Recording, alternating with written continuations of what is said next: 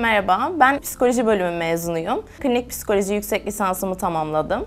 Ondan sonra bütüncül psikoterapi eğitimi aldım ve daha çok psikodinamik ağırlıklı çalışıyorum. Biz insana temas ediyoruz ve insanın en özelini dinliyoruz. O yüzden her zaman kendimizi geliştiriyor olmamız ve ihtiyaçlarımıza yönelik eğitimlere başvurmamız gerekiyor. Ben çocukluk dönemindeki travmatik yaşantıları çok önemsiyorum. Çocukluk dönemindeki travmatik yaşantıların yetişkinlik döneminde bireysel ve ilişkisel yansımalarını konuşabiliriz. Şimdi çocukluk dönemi travmaları fiziksel, cinsel, duygusal, ihmal ve istismar olarak detaylandırılabilir. Burada hepimizin gördüğü çok üzücü örnekler tabii bunlar.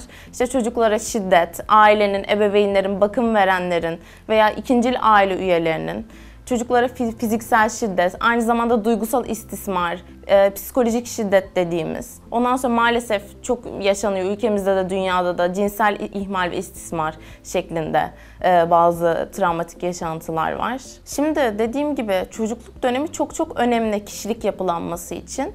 Şimdi bu çocuklar baş etmekte çok zorlanıyorlar tabii bu travmatik yaşantıları. Bu travmatik yaşantılar için herhangi bir yardım alınmadığında çocukların yetişkinlik döneminde artık onlar hayatlarına başladığında ve kendilerini ortaya koyma dönemine geldiklerinde çok ciddi sıkıntılar yaşamaya başlıyorlar. Bunlar fiziksel ve psikolojik sıkıntılar oluyor. İntihar meyilli olabiliyorlar veya çeşitli madde kullanımları, alkol kötüye kullanımları olabiliyor. Devamlı depresif bir duygulanım, anksiyete, anksiyöz haller olabiliyor. Ama tabii bunun yanında daha böyle bunlar benim size verdiğim örnekler daha makro travmalardı. Bir de mikro travmalar var. Bu mikro travmalar aslında bizim hepimizin çocukluk döneminde yaşamış olabileceği duygusal ihmal travmaları. Duygusal ihmal aslında birçok şekilde örneklendirilebilecek bir kavram. Yani sonsuz örneği var. Mesela annenin babanın çocuğa yetersiz hissettirmesi, yeteneksiz hissettirmesi, herhangi bir ilgi alanında çocuğun bir ilgi alanı olduğunda onu desteklememesi. Mesela çok kardeşi atıyorum 4 çocuklu bir aile, bir çocuk devamlı görülmüyor, aile tarafından, anne ve baba tarafından ilgi almıyor ve o çocuk bir şekilde hayatta hep geride kalıyor.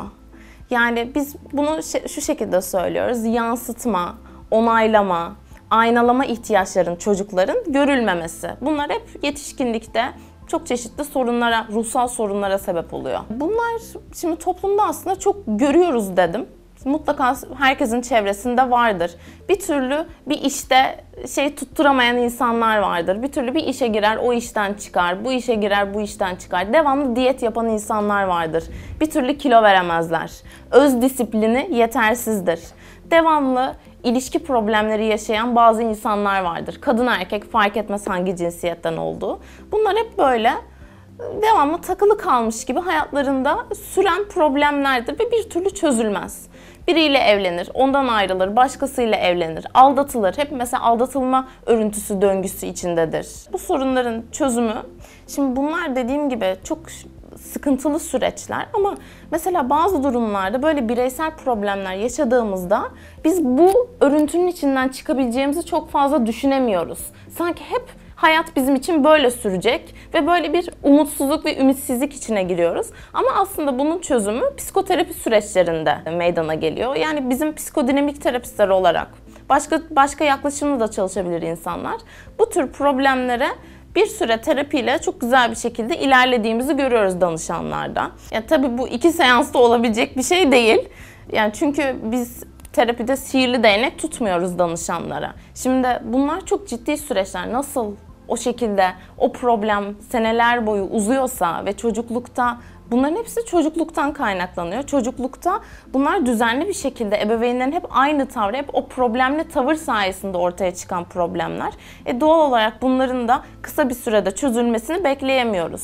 Biz de anne babanın tavrı dediğim gibi çok önemli çocuğa karşı. Şimdi çocuk hep değersiz hissettirilerek yetiştirildiğinde doğal olarak bir kişi yetişkinlik dönemine geldiğinde yetersiz, değersiz, o şekilde hissediyor ve o şekilde hissettiği için ki bunlar bilinç dışında kalıyor. Bilinçli olarak da hissetmiyor aslında.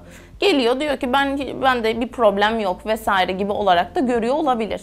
Ama aslında biz bunun bilinç dışındaki taraflarına erişebilmemiz gerekiyor terapi süreçlerinde. O yüzden terapide bunun bilinç dışı tarafını çalışmak için tabii düzenli bir şekilde haftada belirli bir süre terapiye geliyor olması gerekiyor. Özellikle genç yetişkinlerin terapiye başvurmasını ve terapi almasının çok önemli olduğunu düşünüyorum. Çünkü bahsettiğim gibi aslında genç yetişkinlik dönemi ergenliğin son ayağı olarak bakabiliriz. Yani yetişkinliğe geçmeden hayatla ilgili birçok beceriye sahip olmamız gerekiyor ve o becerilere sahip olmak için son şansımız. Yani bu 20-25 yaş arasında psikoterapiye gitmenin çok önemli olduğunu düşünüyorum. Onun dışında yani her şeyin bir uzmanı var. Nasıl kilo vermek için bir diyetisyene başvuruyorsanız, bir sağlık problemi yaşadığınızda onun doktoruna başvuruyorsanız, psikolojik problemler yaşadığımızda da psikoloğa, uzman psikologlara, psikiyatrlara başvurmanın çok önemli olduğunu düşünüyorum.